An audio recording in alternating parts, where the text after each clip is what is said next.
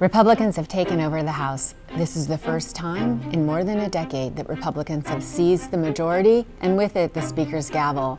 With this power, Republicans have an ability to bring an end to President Joe Biden's agenda. What they promise is largely a series of investigations into President Joe Biden, his family, and his administration. Republicans didn't necessarily run on a unified agenda of what they would bring to Washington. They want to fight inflation.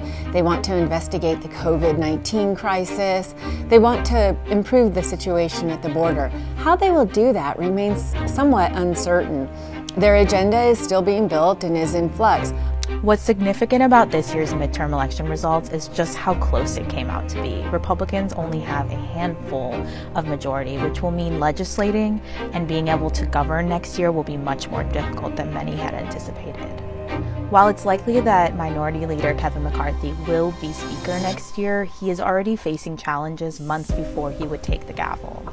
He is facing tensions from the more right-wing fling of his party, the House Freedom Caucus, who are saying that they believe that after these election results and how close they came out to be, instead of the red wave that many had hoped for, they need a transformational leader to take over next year and to be able to battle a Democratic-controlled Senate and a Democratic president in the White House.